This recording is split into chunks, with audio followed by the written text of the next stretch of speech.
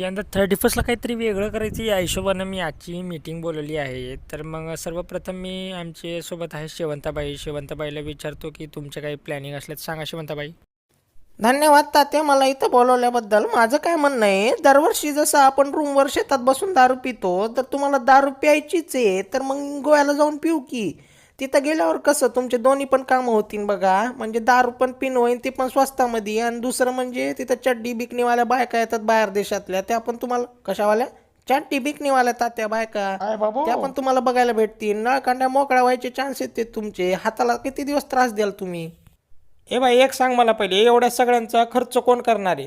तात्या तुम्हीच करणार आहे तो. ए बाई, आपल्याच्यानं काय होत नाही बा. इथं गायछाप खायला पैसा नाही आणि तू गोव्याला जायचं म्हणायली, ते पण पार्टीसाठी. येड झाली काय? अहो तात्या, ऐकून तर घ्या ना मी काय म्हणते. हे बघ शेवंते, आपल्या अवकातीनुसार बोलावं. जास्त डोंगण पाकवण्याच्या नादात गेलं ना तर उगा येणं विनाकारण गाड फाटायचे धंदे होतील. समजलं का तुला? अहो तात्या, मी तुमच्या एकट्यानंच बोचत आणायचं म्हणत नाहीये. मी म्हणते की सगळ्यांनी मिळून आपण कॉन्ट्रॅक्ट करू. तुमचे थोडे पैसे, माझे थोडे पैसे, सगळ्यांनी असं कॉन्ट्रॅक्ट करून गेलं तर मग सगळ्यांचा प्लॅन सक्सेसफुल होईल की. अगं नाही ग शेवंते, पोर लई बारा दसकीचे. तर इथं काल घेतलेले 10 रुपये दुसऱ्या दिवशी परत करत नाही आणि तू कॉन्ट्रीचं म्हणाली. अहो तात्या, ऐकून घे तसं नाही माझं. होणार ते हो, माझं आपण काय म्हणतो, वरागच्या खोलीवर बसू, 500-500 रुपये कॉन्ट्रॅक्ट करू, मस्तपैकी चकनान दारू येऊन जाईल. अहो तात्या, पोरं करतील हो कॉन्ट्री. तुम्ही कायला ताण घ्यायले, तर त्याची जिम्मेदारी माझ्यावर सोडा की तुम्ही.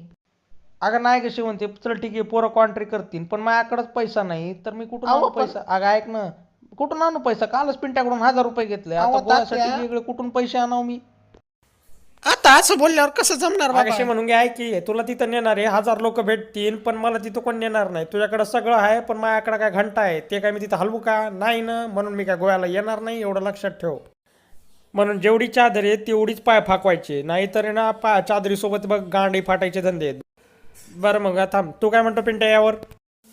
मी काय म्हणतो टोन्या, आपण ती जसं म्हणते तसं जाऊ की गोव्याला. होईल की सगळा बंदोबस्त. मस्तपैकी फॉरेनच्या पोरी येत, तिथं दारू पण स्वस्तात भेटते, क्लब पण जात आहे, ते नाश्ता बिचा आहे, ते मस्त. तुझा खर्च मी करतो, आहे घाल्यामध्ये बोलू नको. तू शांत बस फक्त. तू फक्त यायचं का नाही तेवढंच सांगायचं, मध्ये मध्ये ढुंगणात बोटं घालू नको बघ. तर मग ठरलं, 31ला आपल्याला गोव्याला जायचं आणि तुमच्या सगळ्यांचा खर्च मी करणार, त्याचा ताण नाही घ्यायचा बघ, समजलं का? बरं, आणि जर खर्च नाही केला ना पिंट्या, याची पुंगळी करून तुझ्या ढोंगणात घालवलं बघ, लक्षात ठेव.